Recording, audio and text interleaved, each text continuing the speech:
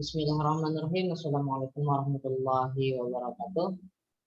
Alhamdulillahirabbil alamin wassalatu wassalamu ala asyrofil anbiya'i wal mursalin wa ala alihi washabihi ajmain. Amma ba'du.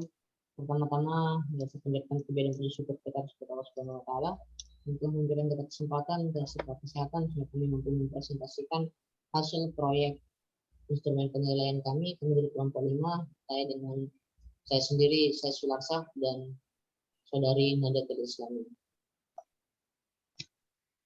Kedua kalinya, tak lupa pula kita haturkan shalawat serta salam atas junjungan Nabi kita Muhammad Sallallahu Alaihi Wasallam yang telah memberikan kita kesehatan serta kesempatan sehingga kita mampu melaksanakan presentasi hasil proyek instrumen penilaian kami.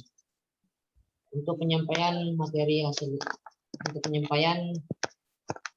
instrumen penilaian yang kami buat akan langsung disampaikan oleh saudari Nadatul Islami. Kepadanya dipersilakan. Bismillahirrahmanirrahim. Langsung saja pada kesempatan ini saya akan menjelaskan tentang proyek kami, di mana judulnya di sini adalah pengembangan instrumen penilaian aspek afektif berbasis self-assessment dengan menggunakan Google Form pada mata pelajaran biologi di MA Darul Quran Bengkel. Next.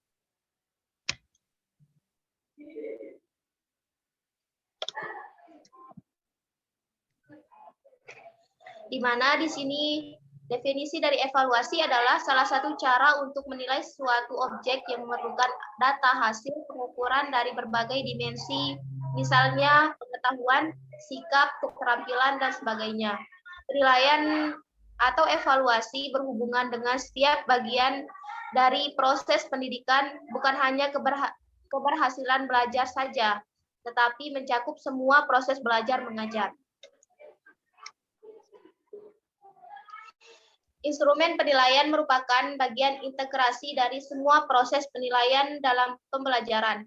Penilaian berperan sebagai program penilaian proses, kemajuan belajar, dan hasil belajar peserta didik.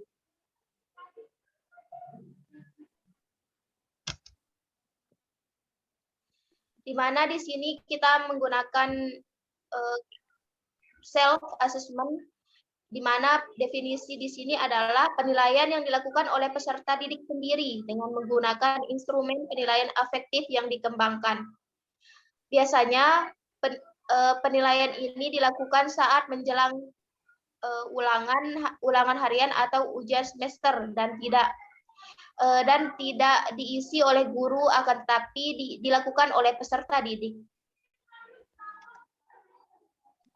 Selanjutnya, rancangan prosedur atau tahapan pelaksanaan proyek atau pengembangan instrumen. Yang pertama ada tahap preliminary, di mana di sini adalah persiapan awal yang dilakukan adalah mengkaji referensi dari beberapa sumber terkait penelitian yang akan dilakukan. Setelah mendapatkan beberapa informasi dan teori yang cukup, selanjutnya melakukan koordinasi dengan sekolah tempat penelitian. Yang kedua yaitu tahap self-evaluation, di mana tahap ini terbagi menjadi dua, yaitu analisis dan desain. Tahap analisis yang dilakukan adalah analisis kurikulum, analisis peserta didik, dan analisis materi. Tahap selanjutnya adalah mendesain instrumen yang dikembangkan. Desain instrumen yang dikembangkan disesuaikan dengan indikator dan tujuan pembelajaran. Desain instrumen tersebut berupa instrumen non-test dalam bentuk kuesioner sebanyak 40 butir soal. Produk ini kemudian dimasukkan dalam Google Form. Hasil desain disebut prototype. Selanjutnya yang ketiga yaitu tahap prototyping expert review, di mana produk yang telah didesain kemudian dinilai dan dievaluasi oleh 2 orang pakar dalam bidang materi biologi dan pendidikan biologi. Pakar bertindak sebagai validator menelaah materi, konstruk, dan bahas pada produk yang telah didesain tersebut. Semua saran dan tanggapan dari validator dituliskan pada lembar validasi sebagai bahan untuk merevisi prototipe yang telah dibuat. Selanjutnya, adapun tahapan-tahapan dalam prototyping expert review diantaranya adalah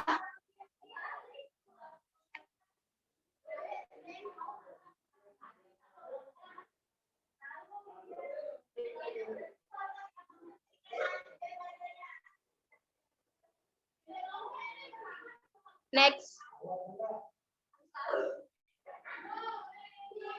Tahap prototyping expert review antara lain yang pertama adalah one-to-one, di mana tahap selanjutnya peserta didik yang terpilih menjadi non-subjek. Uji coba adalah peserta didik yang berkemampuan tinggi dan sebaya dengan subjek uji coba.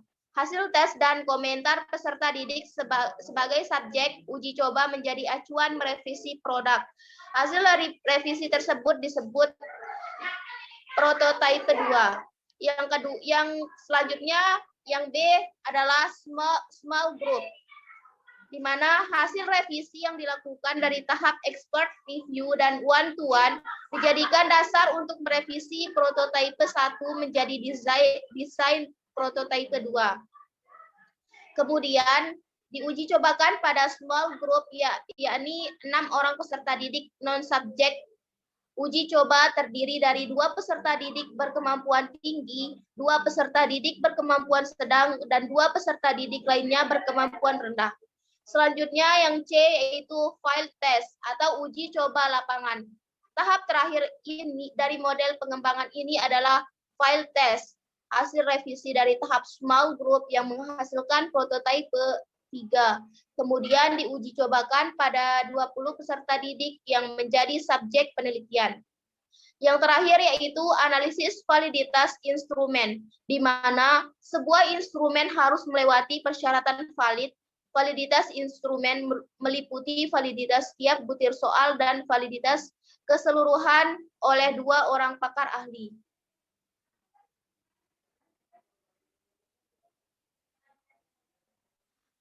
Mungkin hanya ini yang bisa saya sampaikan. Saya kembalikan kepada rekan saya, Sai Sularsa.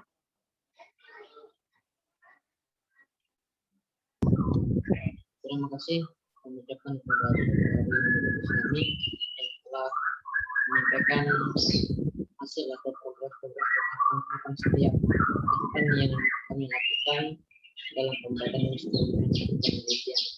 Mungkin sekian yang kami sampaikan dan kami presentasikan pada video ini. Kurang lebihnya kami mohon maaf. Wabillahi taufiq wal hidayah. Wassalamualaikum warahmatullahi wabarakatuh.